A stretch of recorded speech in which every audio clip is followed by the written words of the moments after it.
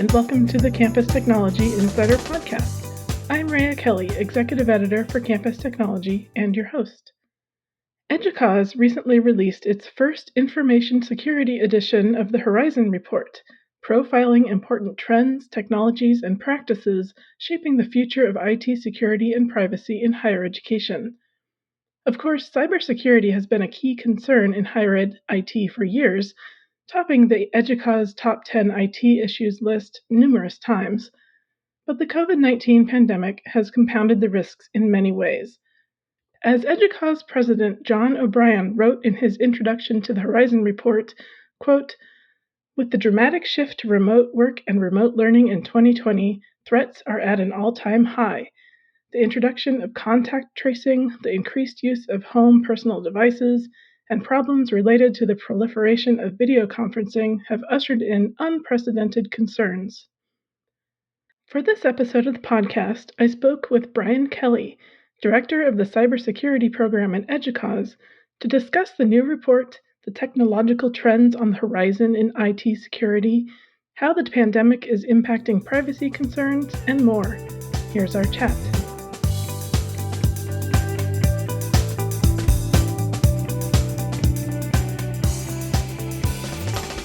Hi, Brian. Welcome to the podcast. Thanks for having me. So first, I wanted to talk about the new security edition of the Horizon Report. Could you talk a little bit about the development of the report and why was it important to explore current trends in security and privacy, specifically in higher education? Sure. So our inaugural edition of the Information Security Horizon Report, we published that a couple weeks ago, and it was really, important from a cybersecurity, information security, and privacy perspective to sort of add to the Horizon Report uh, franchise. Really, as the first one that's been outside of teaching and learning, and we were excited because there's such a need. And I think for the Horizon Report, one of the guiding principles behind the Horizon Report series in general, and is sort of embodied by this quote that we like to refer to from Dennis Gabor, who's a Nobel Prize physicist, was the future cannot be predicted, but futures can be invented. And it really sort of emphasizes that the plurality of possible futures that might stem from the present. And I think that was really important for us in regard to the Information Security Horizon Report because it moves us beyond sort of a narrow, potentially incorrect exercise of trying to predict the future to a more diverse and open-ended one where we think about futures sort of in the plural, right? And that's important in context of how we operate in information security, especially in higher ed. hmm I know I've seen criticism of the Horizon Report in the past, just in general, because it's sort of like the horizon never gets here. um, but I think it's a really useful exercise, to just think about what the potential futures might be. Are there any other sort of single topic Horizon reports in the works?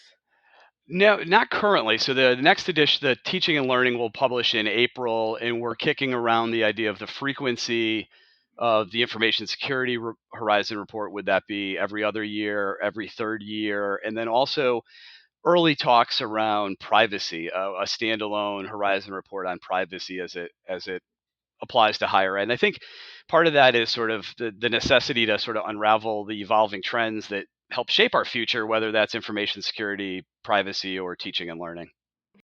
So, diving into the security report, one of the big things the report identified remote work as what you called it as an Uber trend that spans, multiple categories.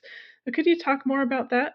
Right. So we struggled with what that term would be, whether it would be an Uber term or Uber trend rather, or a mega trend. But when we did our work, when we had our expert panel convene and come together and look at trends and vote on trends, what we saw was the idea of remote and remote work being consistent across the trends and across those five areas, right? So we looked at social, technological rather, economic, environmental, and political. And we saw remote in each of those, whether that was a shift to remote work, a shift to remote learning, a shift to remote teaching. So it really was important that we sort of pulled that up above those five trend areas and said, this is really, whether it's cause and effect, right? From 2020, we all shifted to remote. But I think as much as we all sort of want to go back to normal, right? We can always talk about when this pandemic's over and what normal will look like.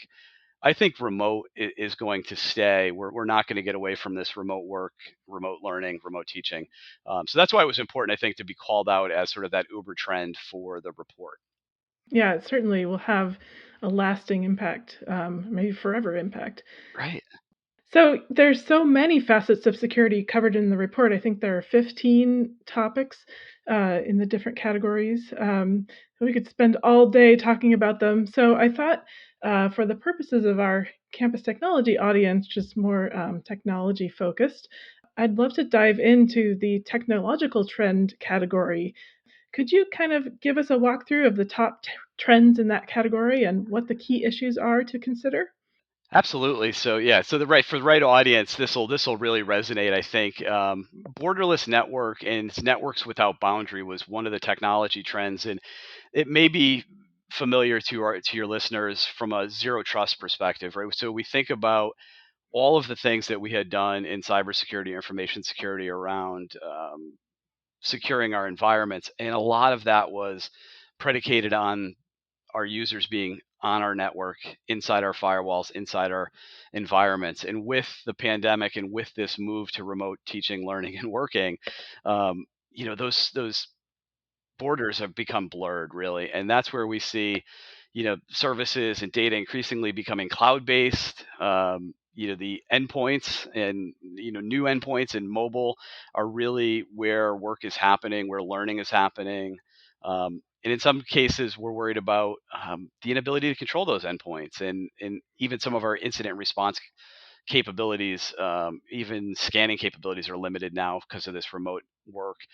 So that all sort of supported that one, trend that we saw around borderless networks and networks without boundary.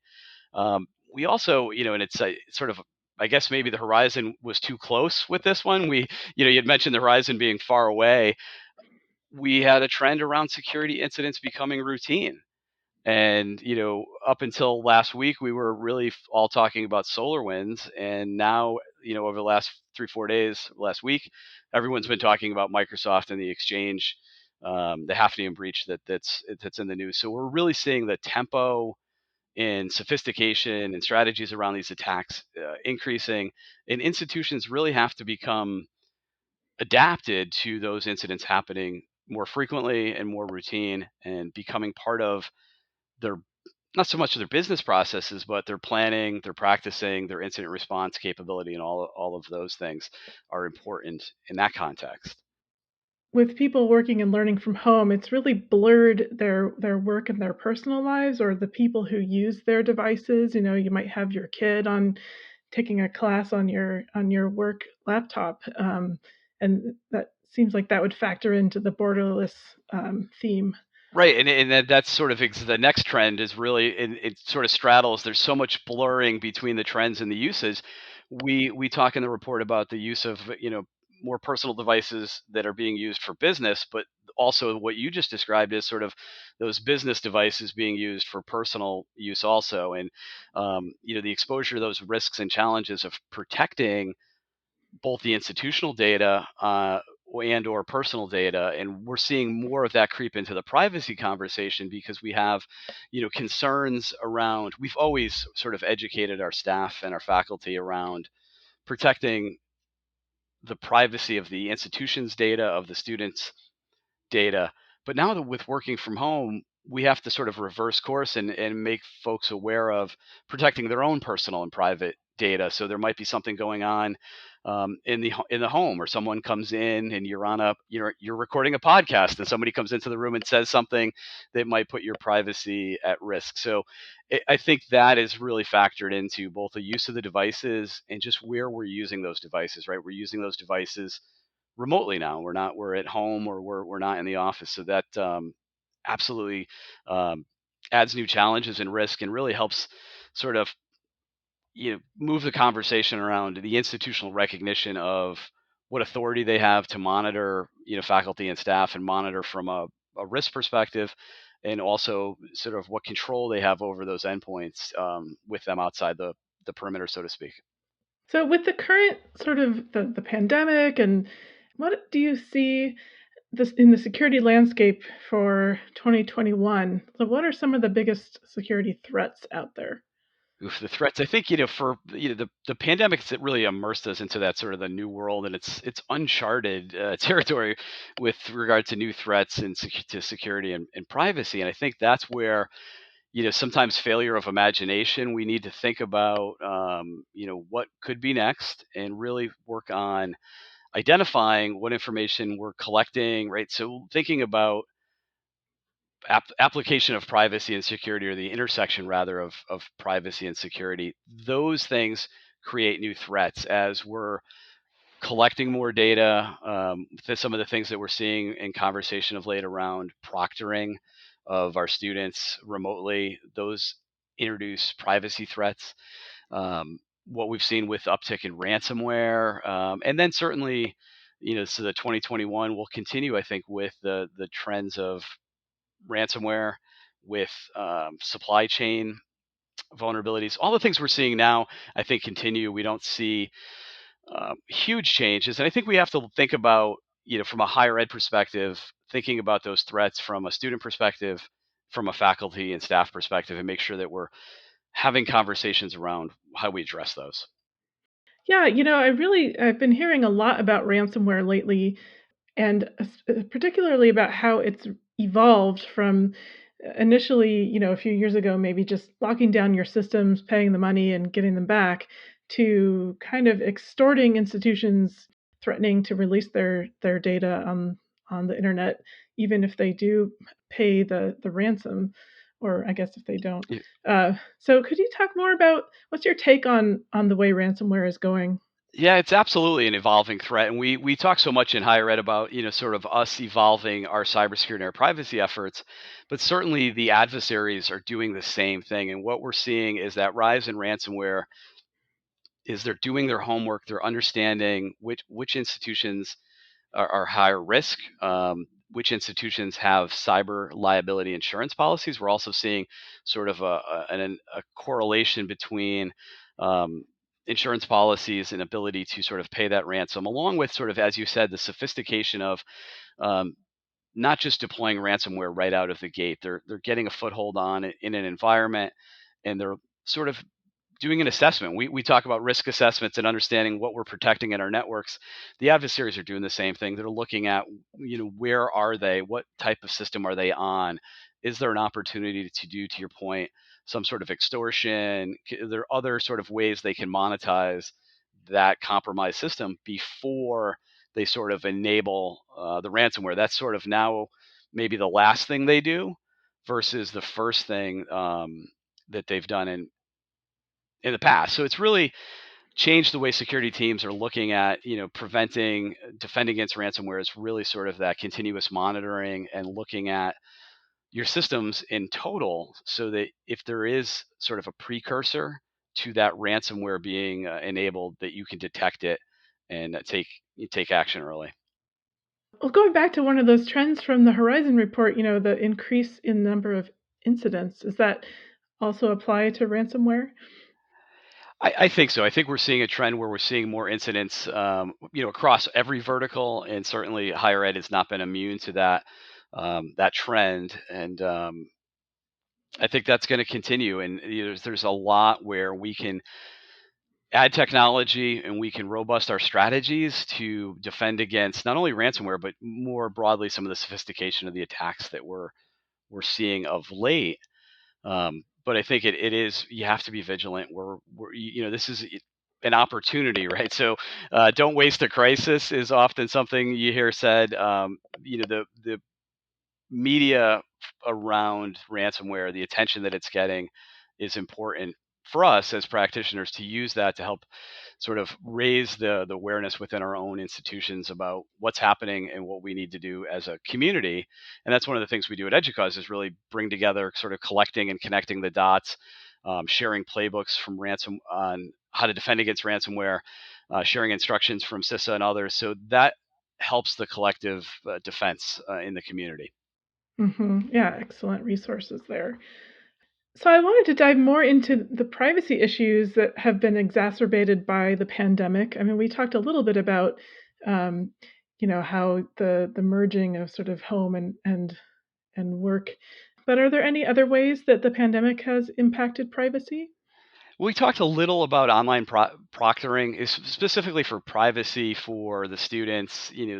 There's much discussion around the intrusive nature of that, and then the reason we're thinking about proctoring is really because we want to make sure we preserve the integrity of our academics. So, they're not doing online proctoring for the sake of doing it, and then all of the challenges that come into that are around policy. And that's where we're seeing sort of an evolving role of this chief privacy officer. So, how do you address these threats and these challenges around privacy? And one of those things is really important to have a named role, someone that is responsible. It's, closely connected with compliance, but is also more broadly looking at how we're being transparent about collecting and using information. I think that's where privacy is moving. For years we were really focused on the compliance piece, the regulatory space within privacy, the GDPR, the CCPA.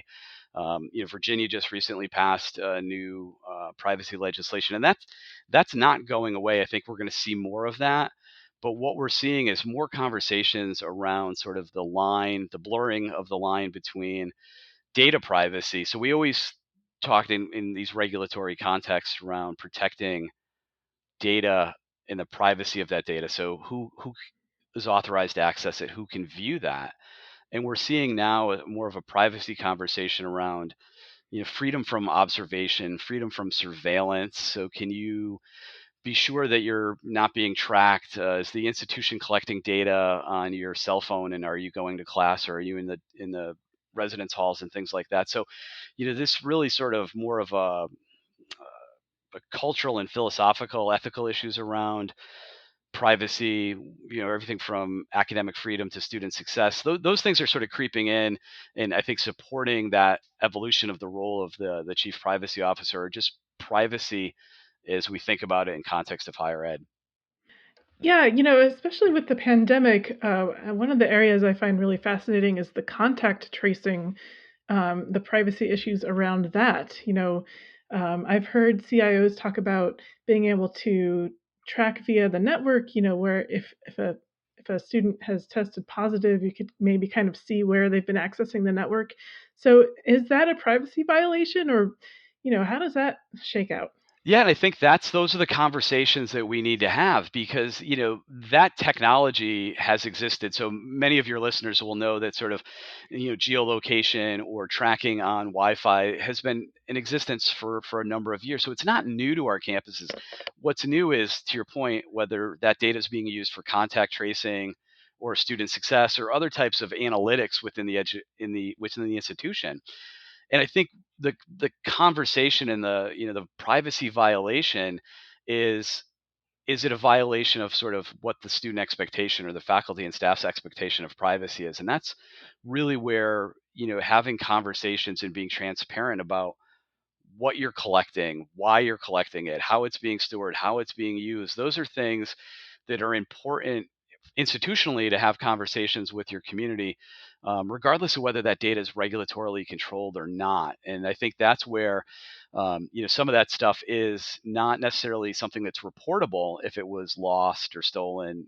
If you were tracking who Brian has come in contact with, or how many times Brian has been to the gym or the cafeteria, that's not necessarily regulatorily controlled data today, but might not sit well with your constituents if they didn't know that that data was being collected to begin with. So that transparency, and that's really where I think there's a great opportunity for that privacy officer role to be an advocate, and be sort of have a seat at the table for those conversations. So that chief privacy officer role, is that something that falls under IT or somewhere else? We're seeing it falling mostly outside of IT, and I can share some of our recent papers that we've published. We had a showcase in February. It was feel like the months and days are all blurred together recently. Within the last couple of weeks, we did a privacy showcase to highlight the work that EDUCAUSE is doing around privacy and certainly around that chief privacy officer role. And it is new, and we have about 140 members that have that title within our EDUCAUSE membership. They're meeting monthly. We have a higher ed chief privacy officers group that convenes on a monthly basis, and they share ideas and lessons learned. And there's probably not a singular place that they all have the reporting structure. We're seeing some that are reporting to a COO, some that are reporting to general counsel, and there are some that are sort of still in that IT stack with a sort of a dotted line to the CIO as well. But as we see it, I think it's really becoming its own role, and it will sit outside of IT because I think it is much more um, broad than where we always used to think about information security and cybersecurity. It sort of grew up and belonged in IT, and there's obviously conversations now whether that the CISO role should move out of IT as well. But I think privacy is starting from a different perspective and moving away from what we're seeing in our research from that privacy being an additional duty for the chief information security officer is now sort of that additional duty is really being codified under that chief privacy officer role. You mentioned, taking a crisis as an opportunity. So I wanted to ask, what opportunities do you see for higher ed institutions to transform or evolve in the coming year, particularly in the area of cybersecurity? I think we've had as trying as 2020 was. I think it was a really good year to illustrate the transformative capability of information security and cybersecurity as a whole. Over the years, we have moved from being the office of NO to being the office of KNOW. We really culturally, as a profession, were positioned for 2020 and enabled that shift to remote learning, remote teaching, and remote working in a way that I don't know that we could have culturally, 3 to 5 years ago. We would have probably said, oh, there's such risk, we can't do this. So I think that opportunity, that transformation will carry forward into 2021 and through 2021 into 2022 around thinking about how we continue to enable, security from wherever that user is. So again, that zero trust comes back in as a concept or an architecture into how we think about protecting our environments. Awareness and education are huge opportunities in going forward. Thinking about privacy, education, and awareness. So many of us are familiar with sort of that annual cybersecurity awareness and maybe anti-phishing and different things that we're messaging around. I think we're going to see a real push to educate ourselves on privacy in the future. Any final advice for our listeners, what their outlook should be for the coming year? Their outlook should be positive, right? It's so hard in this time, in this climate, and especially for cybersecurity or information security professionals to be optimistic, right? Where I think we're hard coded to be pessimistic, but I think it's a great opportunity to continue to connect. Certainly my role here at EDUCAUSE in the cybersecurity program is really collecting and connecting the dots. And the more we talk to each other, the more we learn from each other, the more we share, the better we are as a community as a whole to defend against and learn from, what's happening in the broader ecosystem. So I think that's really looking forward to the rest of this year and next year.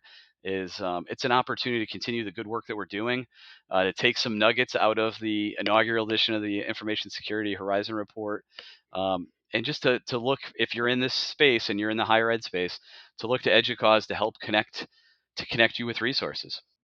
Staying optimistic is great advice. Well, thanks so much for coming on. Thanks for having me. It was a pleasure.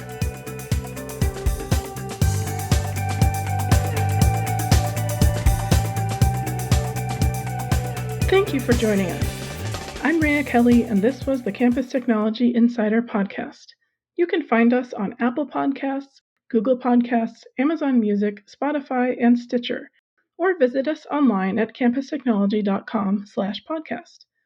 Let us know what you think of this episode and what you'd like to hear in the future. Until next time.